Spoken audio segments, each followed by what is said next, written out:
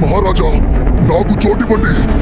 జూదమాడే చోటు, రెండవది మద్యం సేవించే చోటు, మూడవది స్త్రీలను హింసించే చోటు, నాలుగవది జీవహింస జరుగు చోటు. మహారాజా, మరో చోటు కూడా దయచేయండి.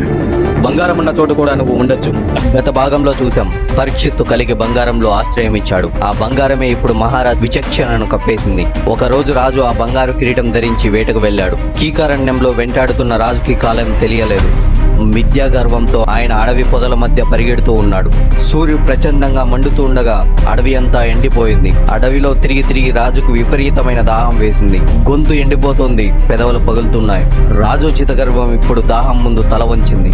ఎక్కడ చూసినా ఎడారి లాంటి వాతావరణమే కనిపిస్తోంది. ఆకలి దప్పికతో అలసిపోయిన రాజుకి ఒక ఆశ్రమం కనిపించింది. అది ఒక ప్రకాశవంతమైన ఓదార్పులా తోచింది. రాజు అడుగులు తడబడుతూ ఆశ్రమం వైపు సాగగా ఆశ్రమం లోపల ఒక దివ్యమైన నిశ్శబ్దం రాజ్యం మేలుతోంది. అక్కడ మహర్షి తపస్సులో మునిగిపోయి ఉన్నారు. ఆయన చుట్టూ ఒక తేజస్సు ఆవరించి ఉంది. రాజు తన రాజరికాన్ని మరిచిపోయి లోపలికి ప్రవేశించాడు. కానీ కలి ప్రభావం ఆయన బుద్ధిని మసగబారుస్తోంది. ఆ దాహం, ఆ గర్వం ఒక మహా విలయానికి దారి తీయబోతోంది. ఆశ్రమంలో వాతావరణం కూడా వేడెక్కినట్లు అనిపిస్తోంది. దాహం ఆయన విచక్షణని హరిస్తోంది. ఒక రాజశ్రీ ఇలాంటి పరీక్షకి గురవుతాడని ఎవరైనా ఊహించగలరా? అది శమిక మహర్షి ఆశ్రమం. ఋషి గాఢమైన ధ్యానంలో ఉన్నారు. రాజు వచ్చాడని కూడా ఆయనకు తెలియదు. మునీంద్ర, దాహం వేస్తోంది, కాస్త నీళ్ళు ఇవ్వండి. కానీ ఋషి పలకలేదు, చలించలేదు. రాజు తన ఆహానికి దెబ్బ తగిలినట్టు అనిపించింది. కలి ప్రభావం వల్ల రాజుకి అహంకారం తలకెక్కింది. నేను రాజుని, నన్ను అవమానిస్తావా? ధ్యానంలో ఉన్న మహర్షిని ఒక సామాన్యుడిలాగా భావిస్తున్నాడు. పవిత్రమైన ఆ ఆశ్రమంలో అపవిత్రమైన ఆలోచనలు పుట్టాయి. నన్ను చూసి కూడా కళ్ళు తెరవవా?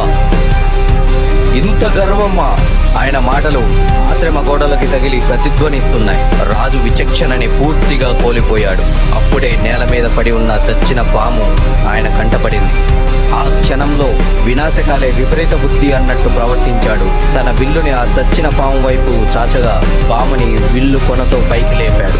మహర్షి మెడలో ఆ పామును వేయాలని రాజు నిర్ణయించుకున్నాడు. గాలి కూడా స్తంభించినట్టు అనిపిస్తోంది. మహా పాపానికి అంకురార్పణ జరిగింది. రాజు తన చర్యలోని ప్రమాదాన్ని గమనించలేదు. ఆశ్రమంలోని పవిత్ర తేజస్సు మెల్లగా తగ్గుతోంది. ధ్యానం భంగం కాకపోయినా అపచారం జరిగిపోయింది. కలిపురుషుడు క్రీడంలో ఉండి వికటహస్తం చేస్తున్నాడు.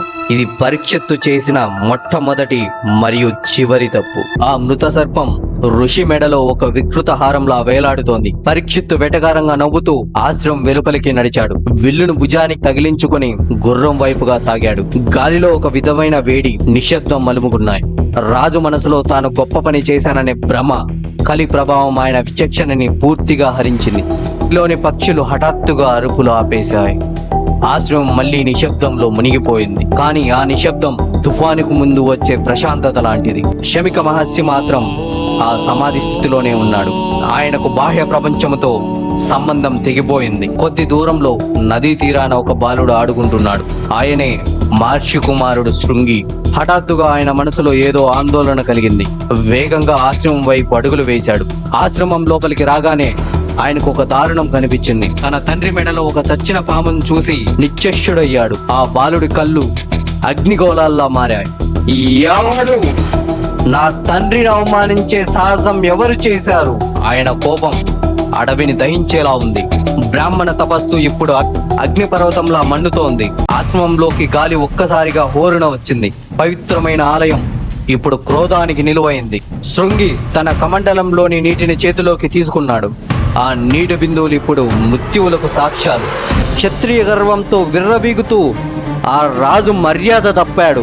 నా తండ్రి తపస్సును అవమానించిన వాడు శిక్షార్హుడు. ఈ రోజు నుండి 7వ రోజున తక్షకుడు కాటుకి ఆ రాజు బలి అవుగాక. ఆ పలుకులు ఆకాశంలో పిడుగుల్లా ప్రతిధ్వనించాయి. శాపం వినగానే ప్రకృతి మొత్తం కంపించిపోయింది. గంగా నది అలలు భయంకరంగా ఎగురుతున్నాయి. ఇది సామాన్యమైన శాపం కాదు, కాలం రాసిన తీర్పు. శృంగి కళ్ళల్లో ఇప్పుడు కోపం స్థానంలో ఒక విధమైన బాధ కనిపిస్తోంది. తన తండ్రిని అవమానం నుంచి రక్షించుకోలేకపోయానని కుమిలిపోతున్నాడు. అప్పటికి రాజు పరీక్షిత్తు తన రాజభవనానికి చేరుకున్నాడు. కానీ ఆయన మనసులో ఏదో తెలియని భయం మొదలైంది. అంతఃపురంలోకి అడుగు పెట్టగానే ఆయన తన కిరీటాన్ని తొలగించాడు. కిరీటం తీయగానే కలి ప్రభావం ఒక్కసారిగా మాయమైంది. ఒక్క క్షణంలో రాజుకు అంతా అర్థమైంది. అయ్యో, నేను ఏమి చేశాను? ఒక మహర్షిని అవమానించానా? ఆయన విచక్షణ తిరిగి వచ్చింది. కానీ అప్పటికే సమయం మించిపోయింది. తను చేసిన ఘోరమైన పని గుర్తొచ్చి రాజు కుమిలిపోయాడు. నా గర్వం నా బుద్ధిని నాశనం చేసింది.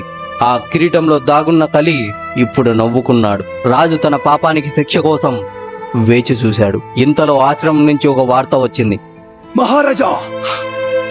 മഹാരാജാ, നിങ്ങൾക്കൊരു ചീത്ത വാർത്ത. శాపం విషయం తెలియగానే పరీక్షిత్తు భయపడలేదు. నా పాపానికి ప్రాయశ్చిత్తం దొరికింది. మరణం ఆయనకు ఒక శాపంలా కాకుండా వరంలా తోచింది. పరీక్షిత్తు తన అంతిమ నిర్ణయం తీసుకున్నాడు. పరీక్షిత్తు తన కుమారుడైన జయమేజయుడిని పిలిపించాడు. రాజ్య బాధ్యతలు అప్పగించే సమయం ఆసన్నమైంది. తన రాజభోగాలను వైభవాన్ని వదులుకోవడానికి సిద్ధమయ్యాడు. పుత్రా, ఈ ధర్మాన్ని కాపాడడం ఇప్పుడు నీ వంతు. జయమేజయుడు కన్నీళ్లతో తండ్రి నిర్ణయాన్ని విన్నాడు.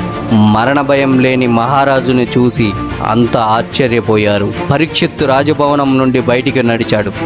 ఇప్పుడు ఆయన ఒంటి మీద కేవలం సాధారణ వస్త్రాలు మాత్రమే ఉన్నాయి. గంగా నది తీరానికి తన ప్రయాణాన్ని ప్రారంభించాడు. ఆయన అడుగుల్లో ఒక వింతైన వేగం, ప్రశాంతత ఉన్నాయి. ప్రకృతి కూడా ఆయనకు దారి చూపిస్తున్నట్లు తోచింది. లోకపు బంధాలని తెంచుకొని ఆయన ముందుకు సాగాడు. గంగామాత పిలుపు ఆయనకు వినిపిస్తోంది. గంగా తీరంలో ప్రాయోపవేశానికి ఆయన సిద్ధమయ్యాడు. మరణానికి ఇంకా 7 రోజులు మాత్రమే మిగిలి ఉన్నాయి. ఆ 7 రోజులు భగవతి చింతలో గడపాలని నిర్ణయించుకున్నాడు. శ్రీకృష్ణుడి లీలలు వింటూ ప్రాణం వదలాలి. ఆ వార్త కారిచిచ్చులా ముల్లోకాలు వ్యాపించింది. గొప్ప గొప్ప మహర్షులు గంగా తీరానికి చేరుకోవడం మొదలుపెట్టారు. నారదుడు వంటి జ్ఞానులు అక్కడ కొలువుదీరారు. పరీక్షిత్తు ప్రతి ఒక్కరిని వినయంగా నమస్కరించాడు. ఆ ప్రాంతమంతా వేద మంత్రాలతో ప్రతిధ్వనిస్తోంది. మరణం ఇప్పుడు ఒక ఉత్సవంలా మారింది. అందరి కళ్ళు ఒకరి కోసం వేచి చూస్తున్నాయి. ఆయన ఈ కథకు ప్రాణం పోయబోయే శుక మహర్షి. విధి తన ఆఖరి మలుపు సిద్ధం చేసింది. పరీక్షిత్తు తన పాపానికి ప్రాయశ్చిత్తం దొరికిందని భావించాడు. శాపం ఒక వరంలా మారి భాగవతానికి దారితీసింది. గంగానది అలలు పవిత్రమైన రాగాన్ని అలపిస్తున్నాయి. కథ ప్రవాహం మొదలయ్యే క్షణం ఆసన్నమైంది. దూరం నుండి ఒక దివ్యమైన తేజస్సు అడవిని దాటి వస్తోంది. పిల్లలు ఆయన వెనకాల కేకలు వేస్తూ పరిగెడుతున్నారు. ఆయన ముఖంలో అంతులేని శాంతి తాండవిస్తోంది. మహర్షులంతా ఒక్కసారిగా లేచి నిలబడ్డారు. పరీక్షిత్తు మనసు గందరగోళం నుండి విముక్తి పొందింది. శాపమిచ్చిన వేదన ఇప్పుడు మాయమైంది. ఈ 7 రోజులు ముక్తి మార్గానికి పరీక్షిత్తు మౌనంగా సుఖమహర్షి పాదాలకు ప్రణామం చేశాడు. అసలు కథ ఇప్పుడే మొదలైంది. కాలం ఆగినట్లు అనిపిస్తుంది. ద్విధి తన క్రీడను ముగించి జ్ఞానోదయాన్ని ప్రసాదిస్తోంది. శాపం ఒక వరంలా మారిన అద్భుత ఘట్టం ఇది. పరీక్షిత్ ఇప్పుడు రాజు కాదు, ఒక గొప్ప జిజ్ఞాసు. ఆయన అడిగిన ప్రశ్న మానవులకి దిక్సూచి. మరణం ఖాయమైనప్పుడు మనిషి ఏం చేయాలి? ఆ సమాధానమే శ్రీమద్ భాగవతం. శుక మహర్షి రాకతో భాగవత అమృతం కురవబోతోంది. 2వ భాగం ఇక్కడితో ముగిసింది. 3వ భాగం కోసం సిద్ధంగా ఉండండి.